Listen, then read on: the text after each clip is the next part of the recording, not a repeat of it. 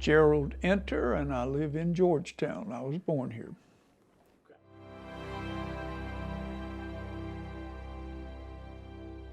My dad served in the Navy with his three brothers. My wife's dad was with the Air Force, Army Air Corps in World War II in England with the B-25s. We have, my brother and I knew we were going to go in the military. We didn't know when and where, but we were going because we were raised in a military atmosphere, not career people, but military atmosphere.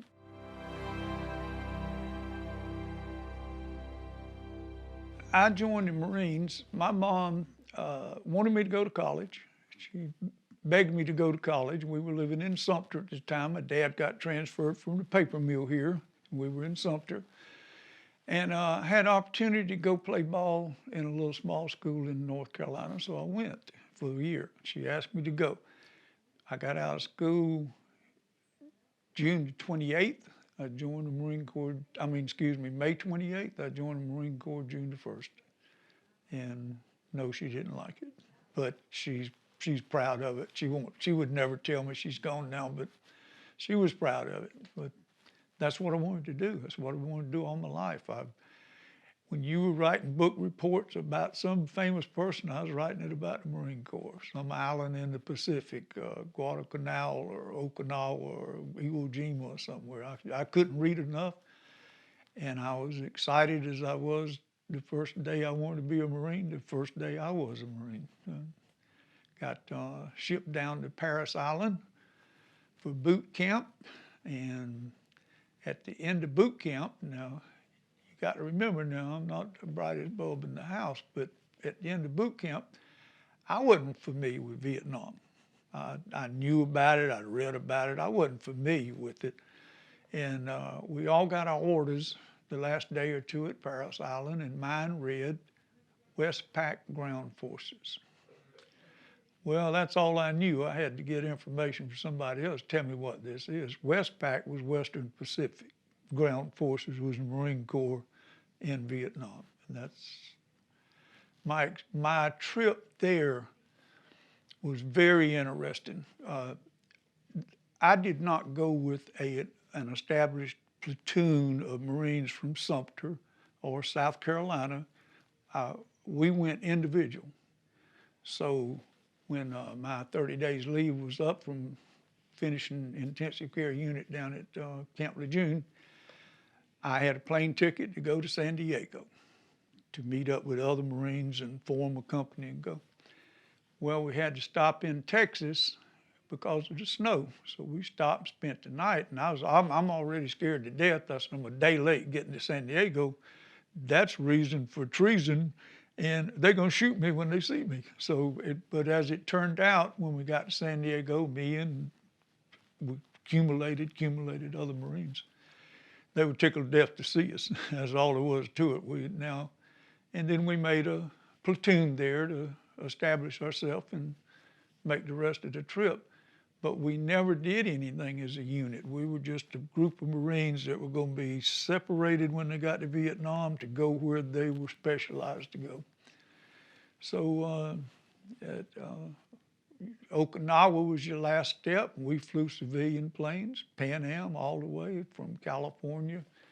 They gave us, it was around Thanksgiving when I left California, and they had us a Thanksgiving dinner, and there were 2 or 3 movie stars there, Joan Collins and the ex-Davy Crockett guy, I can't remember his name. Last night I was talking to my wife about it, but anyway, they gave us a good send-off, and we stopped in Hawaii. Everybody called home, and then our next stop was Wake or somewhere to refuel, and then Okinawa to get our shots again. So we got all our GG shots and anything else they gave us for to go into Vietnam. And they had a 6-by every day at morning and afternoon. You stood by the road, and when they called your name, you got on it. They took you to the airport. You got on another Pan Am, and we flew into Da Nang. When we got there, we unloaded. We were at the end of the runway with all the F-4s. We didn't get to think or talk all night long. And the next morning, we were picked up and carried to our units. In my case, I went to 2nd Battalion, 3rd Marines, Hotel Company, 2nd Platoon. And a friend I went through boot camp with, and I visited him in Atlanta. He visited me in Sumter. Went to Foxtrot Company, 2-3. So we were close. We got to see each other every once in a while. And the day I checked in at the company office, which was a wooden hooch, make-do place over there, nothing was fancy. I went in and they told me to wait a minute. They had a problem, and one of the squads had been ambushed, booby traps, and that was my first day. And I was awake, ready for number 2. And that's where we met with some Marines that were on their way home. They had a week or 2 that they bring them in the rear to talk to new Marines that teach them the real facts of life in Vietnam. And they did the best they could, and then we were wide open in Vietnam. And that was around very first. I got there December the 3rd of '67. And we started, our job there with the hotel company was securing the river coming into Da Nang for all ships. Search them, do whatever we had to do. And we ran a lot of patrols on those situations. And all of a sudden, the Lieutenant Bill Henry, came to me. He said, "You're the only one in here who can read and write, got education. You're going back to Okinawa for language school." I said, "Okay, great. I'm okay." So I went, and unbeknownst to them, and certainly I didn't know it, they were sitting there teaching a classroom full of Marines, and we were attentive. We wanted to do it. This is what they told us to do. But they had like 40 dialects in Vietnam. Now, your chance of hitting that dialect was slim and none, and in my case, it didn't make any difference anyway, because I went back to the company, and this was in late January sometime, and we were on a night patrol, and out down by the river, Hill 10, they call it. That's how flat the country was. But we were going on a patrol that night on the far side. We went across the bridge and we were walking up by these bamboo weeds all by the ditch and everything. And we had a little bit of movement, so in the bush, and we knew what was coming next. And sure enough, they were just dropping grenades on us left and right. And the last thing I remember was one hit me in the side of the head, and I woke up at Da Nang Hospital. That was quite a while later. I ended up staying there almost a month. And the day they were going to discharge me, the neurologist told me, he said, "Enter, let me tell you what, if you walk like you've been walking, you're going home. You can't do that." Man, I worked on that all night.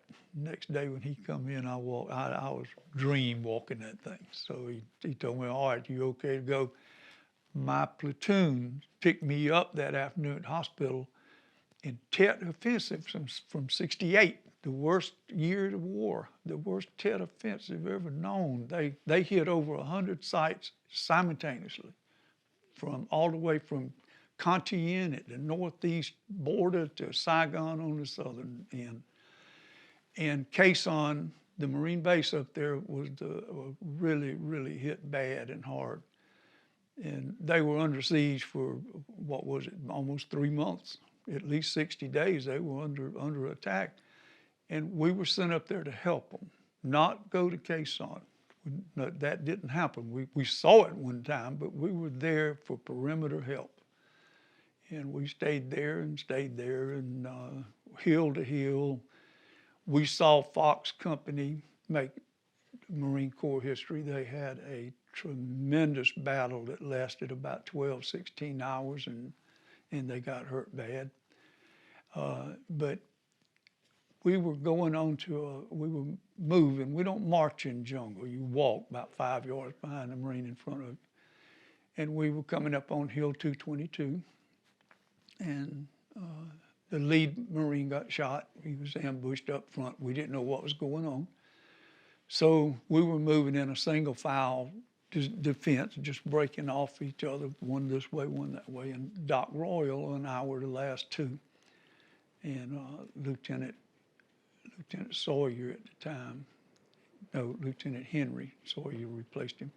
But Lieutenant Henry told us, he said, y'all strip down, you're going to get Murdoch. Murdoch was the Marine that got killed. We didn't know he was dead. And we went out, and Doc Royal and I grabbed him and pulled him and took him back. But he was dead. And I got wounded the second time that day out there with him. The NVA, when they are hurt or leaving, they will take a wounded NVA, North Vietnamese Army soldier, and put him in what they call a spider nest. And it's a foxhole is what it is, but it's covered up and you can't see it. Well, Murdoch was laying beside it. And when Doc Royal and I went out there to get him and picked him up and started to drag him, the spider nest opened and he popped around and he hit me again. Hit me in the hindquarters and tore my wallet up and everything, but I was okay. And then the other Marines took care of it. So, and that hill was, Hill 222 was prominent hill for me.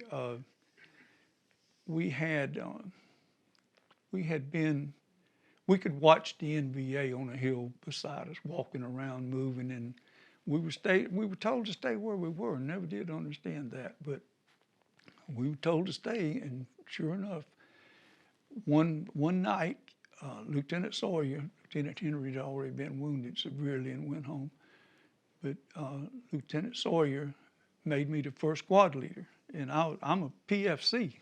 That's how shorthanded we were. We didn't have sergeants to run a squad. We're PFC squad leader.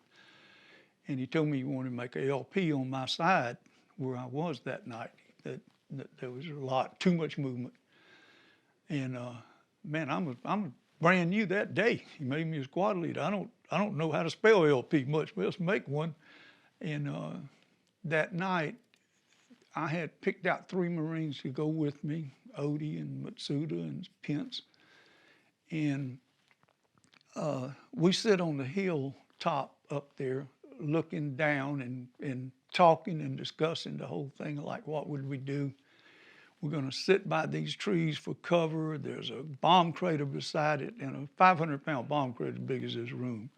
And we said, if we come in contact, we'll drop a grenade, open fire, fall back in the pond, in the bomb crater, drop a couple more, and up the hill we going. At 10 after 4 in the morning, I saw a silhouette of NVA going by. And I said, good God, what am I going to do? They're getting ready to call me on the radio and make sure everything's okay. And when they do, we in a world of mess. But they came by, and I saw them turn and come down toward us. And they got about as close as you and I are. And I put my M16 on automatic and raped them. Not raped, that's an ugly word. Raped them with it. And Pence dropped a grenade, and Odie had the bloop gun, and he pulled a couple, and we fell back, and up the hill we went. Got to the top of the hill, and I counted, and I'm missing one, Pence. And so I go back down there where it was. I didn't have a rifle. My rifle got killed, and the radio got killed. But anyway, I counted. I saw Pence was still down there, and I went down and got him and brought him back. And that's next. Then we moved from there. Quezon was about over about then. We stayed in the jungle 120 some days. No, if you bathed, it was in the rain or in a ditch. If sea rations came in often, and that's what you ate, no hot meals, nothing like that, over 120 days. The Corps promised us we wouldn't be more than 90, so thank you very much, Commandant. But anyway, we moved from there to Cantien, and we were just there for almost like a day or two, R&R in country R&R. And I'm down under a bridge washing, and a mortar round came in and tore my legs up. So this is going to be hard to say. Doc Royal was still with us, and he treated me that morning. And I told him, I said, Doc, don't turn this in. I mean, it was bad, but it wasn't go home stuff. Big shrapnel in my leg and thigh. And I said, Doc Roy, don't turn this thing in now, because the Corps has it's a program as far as Purple Hearts go. This is going to sound crazy, but you could get $3 million hearts and go home. You could get 2 48s, which is you spent 48 hours in the hospital each time. Go home. That's it. You've had enough. That was Doc Royal's words. He said, nope, I'm going to turn it in. You've had enough. Get out of here. So that sent me back. But one thing I'm going to try to tell you is that day was July the 7th. I'd only been in the country 6 or 7 months at the most. And Doc Roy got killed that afternoon. That's about all I can tell you. That was my tour. I served with some fantastic Marines. The thing about the Corps, and I'm sure this is the same about the Army and everybody else, but you didn't have to worry about your back. It was covered. And they didn't have to worry about their front because you're looking that way, but saw so many heroic things. And I'm gonna give you a negative, because this is what I gave you that paperwork for. Our unit, our platoon was highly decorated. Not an individual in the platoon was ever decorated. And that's bad. That's terrible what they did. For what we saw and what we did, and the Marines we lost and the ones we helped, and we did what we were told, and a lot of them overdid it, and it should have been recognized, and they weren't. Am I bitter about the Corps? No, sir. I wanted it, I got it, and I loved it to death, still do. But I cannot understand it. I've asked Lieutenant and them many times, why did that happen? And I guess they tell me what their superiors tell them. But it was a lot of Marines came home. Their family should have known what they did, and they didn't get to read it.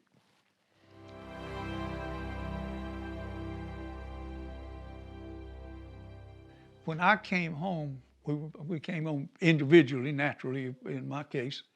I came into San Francisco, and I went to the University of California, Berkeley, because I'd heard all this stuff about, boy, they were going to spit on you, and they're going to, I had my uniform on, and I walked all the way up there to the doors and turned around, came back, and they couldn't have been more polite. I don't know where all those bad comments come from, but I teased them, not out loud. I mean, physically, I was testing them, and nobody ever said a word to me about upsetting me at all, none. And came home and got out the Corps and went to work. My wife taught school for 42 years, and We ended up in Florida. I worked down there for about 25 years, and we decided we wanted to come home. And last February, we moved to Georgetown. And I was telling you earlier, I'm glad we did, because I work at the museum over there, and I learned something about Georgetown every day.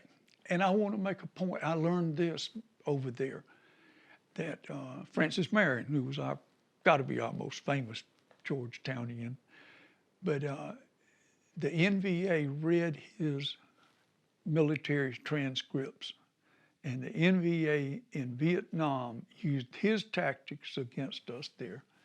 And I always wondered if we didn't have any generals that could read this and kind of figure out what was going on. But I think the world of Francis Marion. He is some kind of patriot.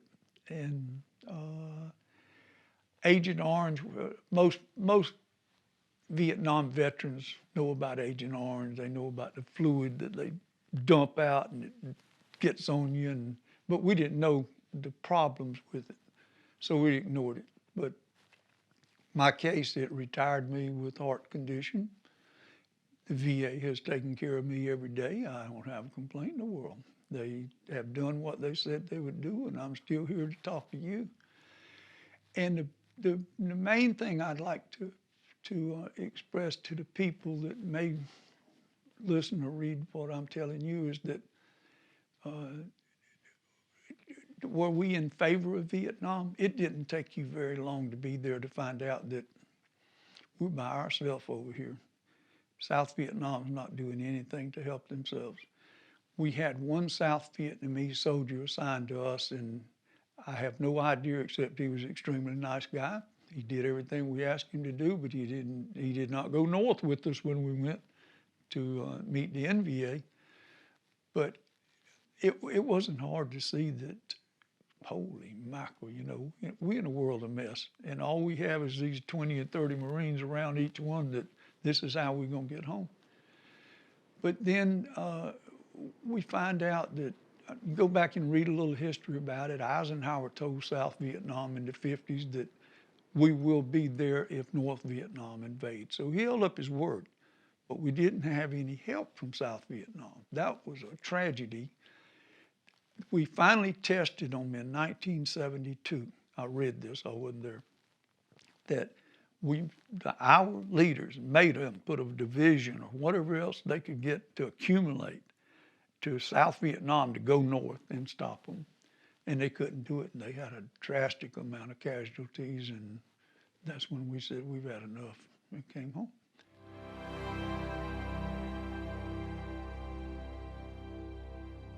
Yes. Did you serve? Oh, yes. My closest friend is Matsuda. He was wounded the day I reported to our hotel company. He was the one wounded on that platoon, on that squad with the booby traps. He lives in San Francisco. We had the All-American company because we didn't go over together from one town. We had Matsuda from there, have Henry from Mississippi, Lieutenant Bill Henry, outstanding officer, wounded severely with us. He was, it was Easter weekend, something like that. We were going to a hill, 881, 891, something like that, to pick up what was left of 1st Battalion, 9th Marines. And their motto is Walking Dead of all things. But we picked up 30-some bodies that morning that was left and got them out of there. We lost 3 Marines picking them up. He was killed. But Henry was hurt real bad. A mortar round hit him while we were up there. And me and 2 other Marines went down to pick him up, and I had to Poncho Lana, and he and I were real good friends, plus being Marines. But his mom sent him a bottle of brandy one time and had it packed in a loaf of bread so it wouldn't bust, and we took care of that. But he's quite the guy. My wife and I visited him in Starkville. But we didn't think he was going to make it, but he went back to Mississippi, got in the VA, and had a great nurse, married, and still with her. We have Marines up northeast, out of New York, and Amato is from New York. I love to hear him talk He talked funny. But we had them from Texas, Northwest, Central, St. Louis, a couple from Florida, me from South Carolina, Roy Smith from Spartanburg. We were all together. So we were truly an all-American outfit. And yes, we do stay in touch. We have our first reunion was in 2003. I got you that little pamphlet I wrote for everybody to familiarize themselves.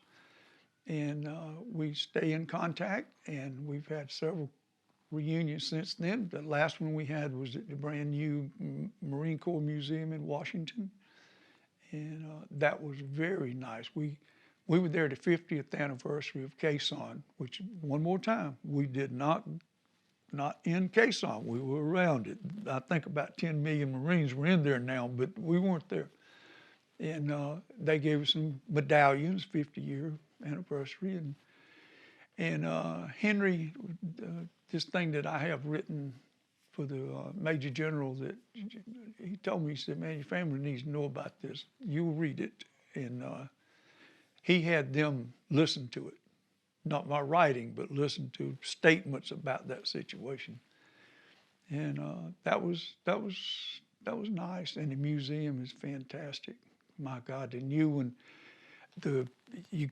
they have a helicopter in there, a half shell of it that you walk out of, and you see the red clay all over the place, you know, and there's Quezon down there, and just you could hear the blades going. But the neatest thing about it was it makes you remember that when you get there, we never had camouflage uniforms. We had regular khakis and jungle boots, which were wonderful boots. But you knew somebody that was a veteran and been there a while if his boots were red with that clay. And boy, you just wait to have that badge on you. And when you get it, yes, sir, I'm home now. I'm one of the big boys. But it was, if I look back on it, the Corps was what I wanted, and the Corps was what I was in, and I couldn't have served with better people. I just don't know what else to say about it. But and as far as Vietnam goes, never have been back. Don't have a desire unless it would be to go there and somebody take me to Hill 222 and let me look at it one more time. But I wouldn't have a clue. But everybody's got a bad taste about it. But we did what President Eisenhower promised, and I'll give that a big plus. But it's not big enough to cover that minus on the whole thing. With 60 plus, 60,000 and a few, you will know that there had to be some people in there that lost their lives and didn't come home that probably would have contributed to the country. You know, somebody might have cured cancer or something like that. And here they are over there defending people that don't defend themselves.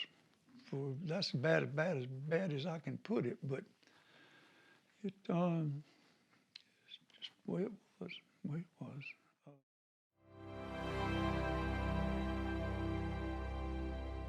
I'm a life member of the American Legion, the VFW here in town. I haven't been to any meetings here because we just moved, but DAV, I was the commander of Chapter 5 in Sumter twice before we moved to Florida.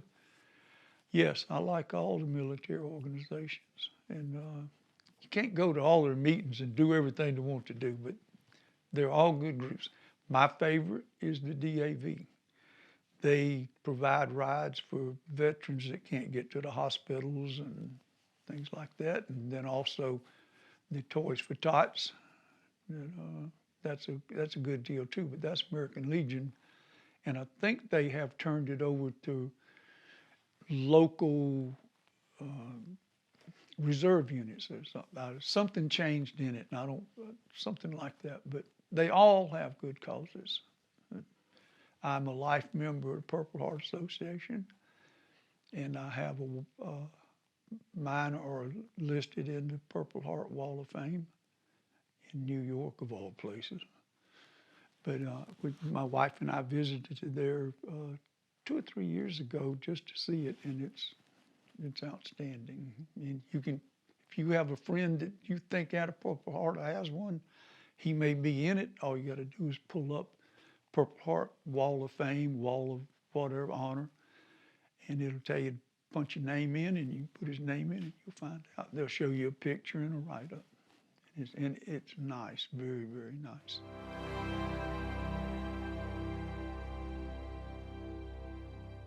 Well, I was there long enough. I had PTSD. I wish somebody'd come up with a cure for that, because it's mean and it's ugly. And in my humble words, PTSD is probably the worst wound you can have and bring home to your family, because they have to adjust to it, and that's not fair.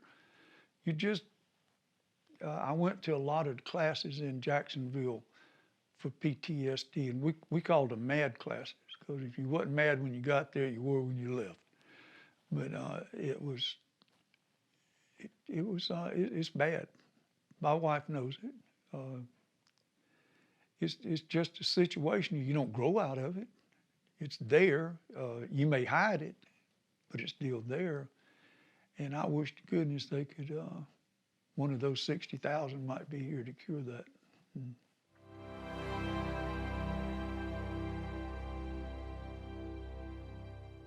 I told you about Harold Walton, that I went to Atlanta, he went to Sumter.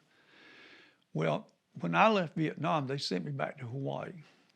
Terrible, but somebody's got to do it. And I was assigned to a 3-star general, the FMF PAC commander in the Pacific, and his name was Buse, General Buse. And I loved working for him and all that stuff, but all the information each morning from Vietnam comes to his desk. The casualties, the KIAs, the MIAs, and all that stuff. Well, I knew Harold was missing. I knew that before I left. But I'd looked at every day and every day and every day, and I never saw his name, never saw anything about it, never learned anything about it until maybe five or 6 years ago. They had a 10-hour, hour at a time program about Vietnam. And I just happened to be in front of the TV, and the 10th hour came on. I thought, well, I'll watch some of this, see how it does at the end. And it progressed and progressed, and it was interesting, so I kept watching it and kept watching it. And they, very last, 9 minutes before the 10th hour was up, because my wife went back and timed it, they scanned the wall, and Harold Walton's name was.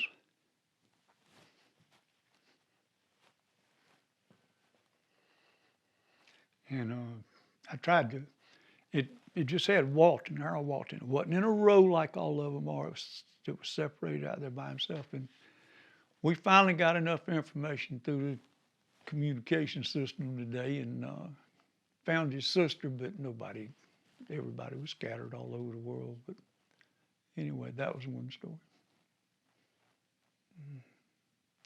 I'm sure everybody has the same problem I do sitting here talking to you. You don't get over it. So anyway, I came home with 3 Purple Hearts, and been recognized for them everywhere I go, all the organizations, and I appreciate that, and want to commend you on what you're doing. This is special. There's going to be a lot of Vietnam veterans going to read this thing and hunt you down. They're going to want to talk to you, because here we go back to that reunion we had in 2003. Nobody wants to talk about Vietnam. We didn't do anything wrong. We did what we were told to do, and we survived and came home. That was the greatest thing we could do. And I hear all this, I don't want to talk about it. What do you mean you don't want? How's your family going to recognize what you did? Or know some of the horrors you know? That's not good. I never have to sit down with my brothers and sisters and mom and all of them talk about things like that, but there are things they need to know. So our platoon at Atlanta in 2003, we talked, and Lieutenant Henry or somebody said, hey, look, people, that we're not going to be any of this silent group. Anybody ask us a question, they better, like my daddy used to say, if you can't handle the question, if you can't handle the answer, don't ask the question. So, talk within reason and let people know what happened over there. And we weren't a bunch of crooks killing children and women. No. And I don't know what else I can tell you.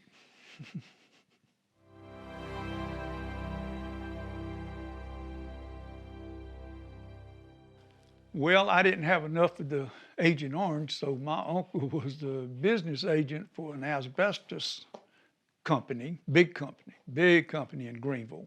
So my wife and I went up there, and I went to work with him a couple of days after we got there, and I worked in the insulation trade for the better part of 20 years. And then I had some friends that were in, I had my welding license and pipe fit and all that kind of stuff.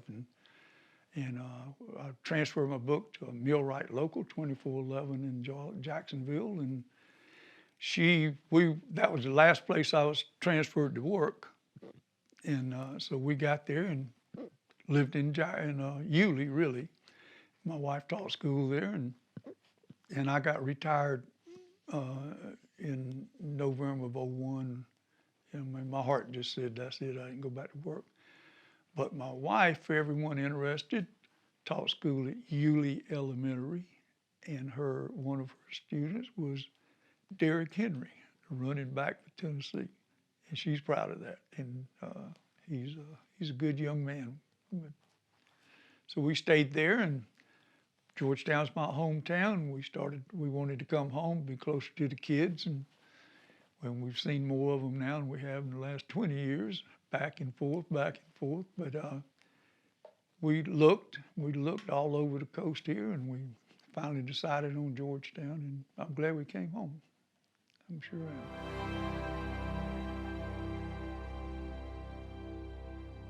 I am. My wife's name is Johnny, and I make sure I correct them right. Johnny Ann. Y'all remember this, Johnny Ann, and she was from Sumter, and when my dad got transferred up there in '57, I was 10 years old, and she was a few years later, she was a majorette, and I was a baseball player, and she and her little friends drove up to the ballpark where we were practicing, got out with those little bikinis and all that stuff on it. We weren't worth killing after that, but I met her, and really best thing I ever had. We have 3 daughters and a son. Two of the daughters live in Easley and Greenville, Travis Rest, and neither one of them are Clemson fans, thank God. My wife graduated from South Carolina. I graduated from OCS over choppy seas, but they are good kids. We have 4 grandchildren. The youngest one graduates from high school this year, and one of them is already teaching literature at South Carolina. And they got her brains. But we have a really good family. My grandmom and granddaddy Enter are buried in a little cemetery out here at the light where you turn to go to the energy plant. There's a big, monstrous cemetery down there. They're in a small cemetery right across the road from it, and it's called Beulah Cemetery. And my grandmom and granddaddy Enter are buried there.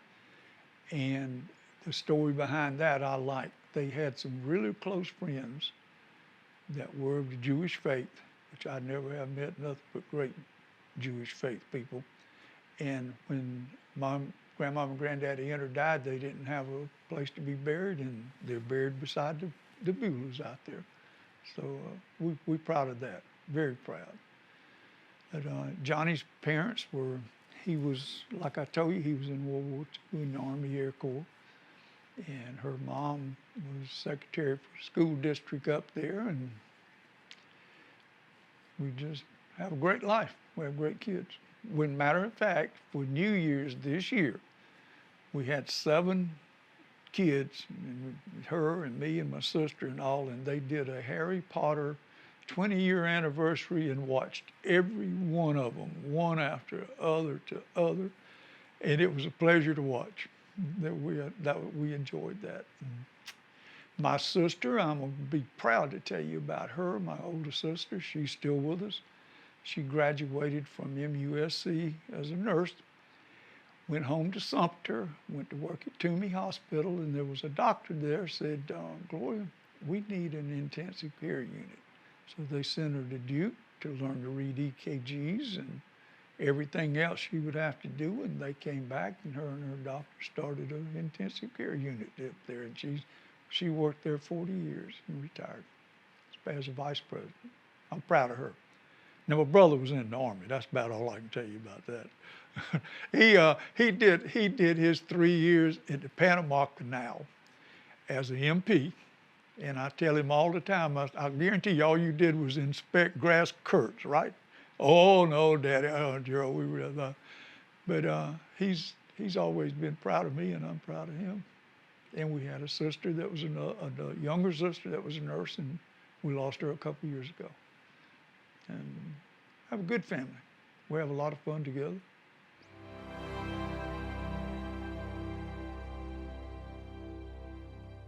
Yeah, talking about that? Yeah, I considered Sumter home. I mean, I grew up there, my goodness. Married my wife from there, all that kind of stuff. And I wanted my stuff to be seen and protected, mostly. So I put it in the Sumter Museum, and it was so big and so busy that during the 75th anniversary a few years ago, Shaw Air Force Base being in Sumter, they took my stuff and somebody else's, so a couple of more, and took them out to the base for them to exhibit. And when they got back, I was missing probably my most personal. It was an NVA cartridge belt, a little green cartridge belt with the star on the front. And I got that the night they walked in on us on the Hill 222. So that was a very important thing to me. So when we moved here, I went to the Marine Museum, Maritime, and I went in talking to them, and they said, no, we don't do military or anything, because I wanted them put somewhere. And the lady recommended, said, we got the county museum, I think they do. So I went over there and met Mike and some of the other staff members and told them what I had and would they be interested in putting them in there. And they were. So they're over there now, the 3 Purple Hearts, right up, and so a few little other members. A Chi-Com grenade, which is a Chinese communist grenade that landed close to Roy Smith and I from Spartanburg, and it didn't go off. We pulled it up under a sandbag the next day or two and pulled the cap, and it's safe, it's harmless, but it's over there. A copy of that thing I wrote to the Marines when we had our first reunions there, that's accessible. And some shrapnel, that's personal, and that's about it. But they have been so nice about it. Now he invited me to work for nothing, to get there and meet the people and carry them through the museum. And I've really enjoyed doing that. A lot of fun talking about my hometown. But everybody tells me that I was born in a fruit stand on Andrews Highway. Well, Mom and Dad wasn't the richest people in the world. I'm sure we lived where we could find, and I understand that we may have rented a room there. But if I had the truth to tell, the hospital wasn't built then. They didn't have their first patient until 55. This was in 47. But I'm sure that there was a midwife involved, or either Dr. Co. That was the doctor back then for everybody in Georgetown, Dr. Co. So I don't know. I don't even know where I was born or anything else, but it was Georgetown, and I'm glad it was. And I'm glad here what you're doing. A lot of guys probably left home and come back, and now this is home. And if they like I am, I go to that museum every day and I read another paragraph, and it's amazing what this city does, what their history. One thing that bothered me all my life away from here was you see all these USS Enterprises, which I could see every day. The Arizona and the general's office was right above Pearl Harbor, and when they had company come, we had a smut black Buick Electra, and I'd go pick his wife up in the company and take them all over the big island over there and riding around Waimea Bay up by Dole Pineapples and by Cocoa Pass where the Japanese came in. And I love to do that, but It was just wonderful times, it really was. But I got out. I never thought about staying in, and I don't know why. I have no idea why, because I served my last term in Hawaii, waiting on a medical, and the people I worked for was Sergeant Major McIntyre, Fleet Marine Force Sergeant Major, Silver Star Iwo Jima. I worked for Brigadier General Lewis H. Wilson, Medal of Honor at Guam, World War II, later the Commandant. Major General Fontana was a Navy Cross winner at Guadalcanal, and Lieutenant General Buse, who was his final officer as I ever met. So I had the best. I had the best of all the Corps could offer, and I was his driver, bodyguard / whatever. And when he went to officers' mess and things, I'd pick the other generals up and then him and take them to Kaneohe Bay or Diamond Head or wherever they may have a get-together. And it was a history lesson because they were there during World War II, stationed at Hawaii, getting ready to disperse all the islands. And we'd ride by grass hooches and things like that, and they just talk about each one. And it was, that was a great experience. It really was. And that was pretty much it on that.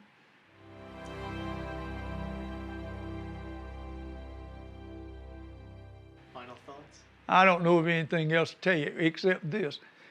I spent my whole life wondering, after seeing the USS Arizona and all the rest of them like that, where's the USS South Carolina? Well, as it turned out, the Maritime Museum taught me that. It was built here, 2 of them. They had contract with 2 battleships and they built them here.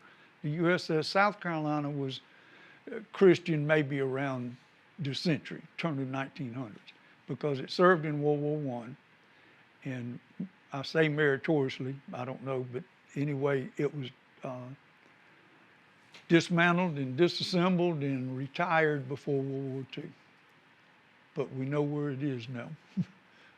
And I thought that was interesting. The same guy that built those 2 got contracts for like 3 or 4 more, so he had to move north where the steel was available, and instead of down here where the rice was available. But that's that.